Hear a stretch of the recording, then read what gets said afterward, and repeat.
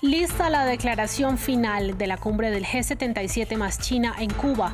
En 46 artículos quedaron plasmadas las conclusiones del mayor foro de diálogo y concertación Sur-Sur en el marco de Naciones Unidas. Tendremos detalles con nuestra enviada especial. Y en varios países del mundo rinden homenaje a Mahsa Amini, la joven kurda que perdió la vida hoy hace un año bajo custodia de la policía de la moral iraní por no llevar bien puesto el velo. En Teherán, las fuerzas de seguridad han desplegado un fuerte dispositivo para evitar las protestas. Brigadistas continúan las labores de asistencia humanitaria y de rescate tras los desastres naturales que dejaron miles de muertos y otros miles de desaparecidos y damnificados en África. Las víctimas por las inundaciones en Libia superan ya las 11.000 y en Marruecos el terremoto de hace una semana cobró casi 3.000 vidas. Bienvenidos a un nuevo resumen informativo en France 24, soy Daniela Blandón. Comenzamos en Cuba porque ya está lista la declaración final de la cumbre del G77 más China. En 46 artículos quedaron plasmadas las conclusiones del mayor foro de diálogo y concertación Sur-Sur. Los firmantes, en un texto común de acuerdo, manifestaron su profunda preocupación por los principales desafíos del actual orden económico internacional injusto, como lo han denominado, sin que hasta ahora haya una hoja de ruta clara para hacer frente a estos problemas mundiales. Y consideran como una necesidad urgente una reforma integral de la arquitectura financiera internacional. Los detalles con nuestra enviada especial a La Habana, Marta Moya.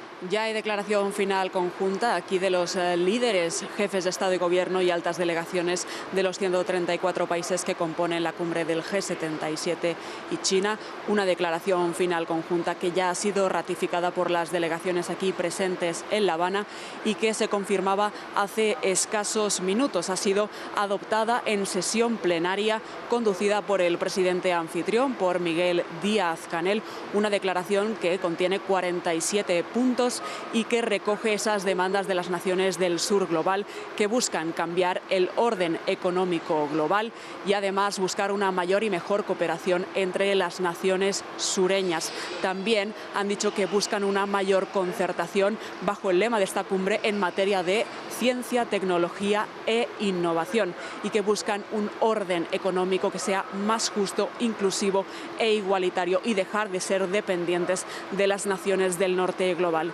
Esta declaración conjunta se esperaba para antes, en la jornada de hoy. Sin embargo, ha sido una jornada demorada por el alto número de representantes de las delegaciones de los 114 países que están aquí congregados en La Habana. De hecho, la sesión continúa, pero ya sabemos que se ha adoptado esa declaración final en sesión plenaria, recordemos, por el presidente Díaz-Canel, quien, cuando acaben de hablar todos los oradores, va a pronunciar unas palabras para finalizar con esta cumbre del G77 y China aquí en La Habana. Dejamos América Latina y vamos para Irán, en donde hoy hace un año murió bajo custodia policial la joven kurda Mahsa Amini. Y los actos conmemorativos se llevan a cabo en medio de un fuerte esquema policial. Grupos de derechos humanos denunciaron la breve detención de su padre, quien habría sido advertido de no promoverlos. Incluso debido a la fuerte represión, ni siquiera la familia de Amini pudo visitar su tumba. Más temprano, nuestra corresponsal en Teherán, Catalina Gómez Ángel, nos contó cómo transcurre la jornada. Desde hace semanas las autoridades de la República Islámica venían expresando con acciones y con palabras el temor de que volvieran a surgir protestas en este marco de la conmemoración de la muerte de Mahsa Amini. Es así como ya en estos días, pero especialmente desde anoche, muchas ciudades del país están totalmente militarizadas. Teherán hoy es una ciudad completamente militarizada, especialmente en los lugares emblemáticos de esas protestas en el centro de la ciudad. Desde la mañana vimos decenas y decenas de fuerzas de seguridad, no solamente fuerzas especiales, policías, sino también cientos de esos basillís o paramilitares que van vestidos de militar, pero también muchos de ellos vestidos de civil, tratando de descubrir quiénes eran las personas que salían a a protestar. Vimos muchas mujeres sin velo caminando en la calle como un acto de desafío a estas fuerzas de seguridad, y también en algunos momentos, especialmente en esa calle en Guelabo, Revolución, había una congestión de coches que en un día como hoy, que es un día de fiesta en Teherán, significa que mucha gente salía de cierta manera a expresar como podía ese desencanto, o a recordar con el régimen, pero también a recordar a Mahsa Amini. A lo largo del día hemos visto protestas que han salido en las redes sociales, especialmente en la ciudad de Mashhad, la segunda del país y una de las más conservadoras. La gente caminaba en las aceras y vimos cómo la policía lograba disolverlos a punta de disparos al aire, pero donde ha habido mayor seguridad es en el Kurdistán iraní, de donde es originaria Mahsa. Su familia ha estado bajo presión todo el día. Al padre lo llevaron, lo detuvieron esta mañana, le advirtieron que no podía ir a la ceremonia en el cementerio.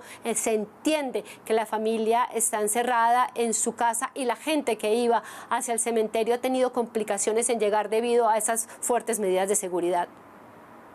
Cambiamos de información. Tras las trágicas inundaciones en Libia, que cumplen 6 días, este sábado llegó la ayuda humanitaria enviada por la Organización Mundial de la Salud para asistir a más de 250.000 personas.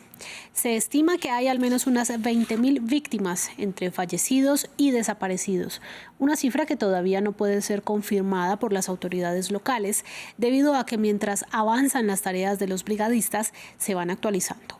La Fiscalía, por su parte, anunció el inicio de una investigación por la supuesta negligencia que habría originado el colapso de las 2 presas que vertieron al menos 33 millones de litros de agua, destrozando a su paso barrios enteros, puentes y carreteras. A una semana del terremoto que azotó Marruecos, las autoridades siguen la búsqueda de víctimas entre los escombros, mientras que las escuelas destruidas son reconstruidas o rehabilitadas. El gobierno ha puesto a disposición de los menores y de sus familias centros educativos de campaña. Nuestras enviadas especiales Sofía Catalá y Marina Colorado nos muestran uno de estos centros en la ciudad de Amizmiz, a 50 kilómetros de Marrakech y a los pies del Atlas marroquí. De las 300.000 personas afectadas por el terremoto del 8 de septiembre en Marruecos, UNICEF calcula que 100.000 son menores de edad. En las zonas más afectadas por el sismo, la mayoría de las estructuras ha quedado dañada, incluidas las escuelas.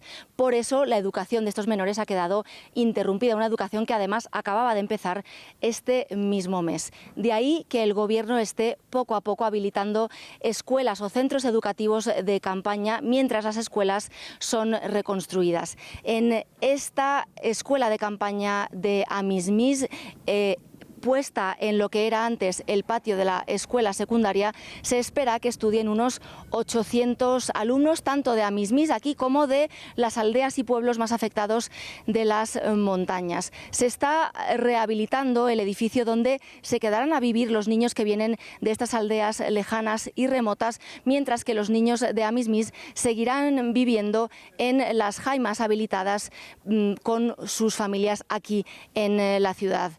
El director del centro nos ha comentado que las clases empezarán a partir de la semana que viene, una vuelta al colegio que las familias de estos niños esperan con ansias para que sus hijos recobren cierta normalidad, una rutina que además puede ayudar a mejorar el estado de salud mental de estos niños que han sufrido un shock por esta catástrofe natural que le ha dado un vuelco a sus vidas. Dejamos Marruecos para hablar de Ucrania. A falta de un acuerdo en el seno de la Comisión Europea para extender la prohibición de importación de cereales ucranianos desde 5 países vecinos, que venció el viernes, 3 de ellos anunciaron ya sus propias restricciones: Polonia, Eslovaquia y Hungría. Para profundizar sobre este tema, conectamos con Federico Alves. Él es economista y exanalista de riesgo de valores. Federico, muy buenas tardes. Y primero que todo, estos países dijeron que van a seguir permitiendo el tránsito de estos alimentos, pero no dejarán que se queden en sus territorios porque llegan muy baratos. ¿Qué efectos tiene esta decisión de la Comisión Europea de volver a liberar esas importaciones? Bueno, el problema que tenemos aquí es la ley de la oferta y la demanda. La guerra de Ucrania hizo imposible que Ucrania exportara sus mercados naturales de África, y entonces los países vecinos están viendo una invasión de semillas, no solamente cereales, sino todo tipo de productos agrícolas de Ucrania, que están por supuesto vendiéndose a precio muy barato, y eso ha llevado a la ruina de los productores locales de Polonia, Hungría, Eslovaquia y otros países más. Entonces, los gobiernos de esos países, aunque apoyan a Ucrania en su guerra con Rusia, su guerra justificada de liberación, porque es un país que ha sido agredido, a pesar de esa actitud política favorable a Ucrania, se han visto necesitados de prohibir la importación de bienes agrícolas ucranianos, porque ya sus propios productores están en un estado de ruina financiera, y en algunos países ya se está pidiendo directamente que el Estado los apoye financieramente, porque si no ya no pudieran seguir en el mercado. Entonces, esto es una lección adicional para que entendamos que las leyes de la economía no pueden ser soslayadas en ningún caso, inclusive en medio de una guerra. Siempre tenemos que estar pendientes de lo que pasa en la economía real, oferta versus demanda, que se ajustan a través del precio, por supuesto, para que los productores de todos los países puedan tener un mercado asegurado y no tengamos inestabilidad económica, que siempre se traduce en inestabilidad política.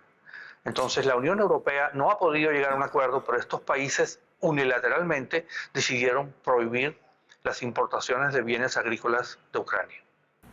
Señor Alves, y usted mencionaba esta dura posición en la que debe estar en este momento la Comisión Europea, y ahora le pregunto, los agricultores de Rumania y Bulgaria también se están quejando y están pidiendo restricciones unilaterales. ¿Por qué no se han unido a este otro grupo de países que sí lo hizo?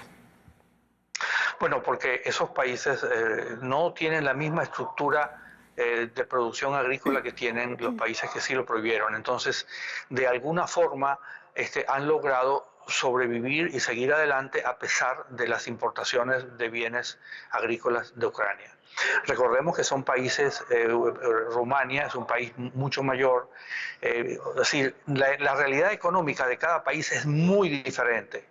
Por eso es que la Unión Europea no pudo llegar a un acuerdo, porque lo que pasa en Polonia no es comparable a lo que pasa en Ucrania, perdón, en Rumania ni en Eslovaquia, y entonces la Unión Europea es una unión, pero de países muy diferentes. Yo creo que tardará más o menos un siglo para que las economías puedan ser completamente homogéneas. Todavía no lo son. Señor Federico Alves, economista y exanalista de riesgo de valores, muchas gracias por sus comentarios acá en France 24. Siempre a la orden. Continuamos con la información de la jornada. Las tensiones diplomáticas entre Haití y República Dominicana se endurecieron el viernes, cuando el presidente dominicano Luis Abinader ordenó el cierre de fronteras por las 3 vías, terrestre, aérea y marítima. Esto después de que el país vecino retomara la construcción de un canal de agua cerca del río fronterizo Masacre. Puerto Príncipe hizo un llamado al diálogo. Más en el siguiente informe. Oficiales del ejército dominicano resguardan las compuertas cerradas de una polémica y tensa frontera.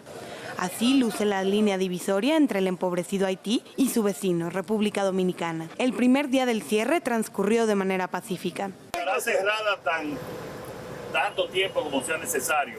Tanto el ejército, la armada y la fuerza aérea estarán preparados para cumplir con esa disposición. Consecuencia de una escalada de tensiones luego de que el río Masacre, que delinea naturalmente la frontera, fuese desviado desde el lado haitiano con el fin de regar cultivos. El agua es un recurso vital en un país con el 60% de su población en una situación de pobreza y que vive una crisis política y de violencia desde hace varios años. Este tipo de acción es lo que refleja la falta de un gobierno fuerte. Grupos anárquicos toman decisiones, un canal privado para empresarios privados y para grupos anárquicos.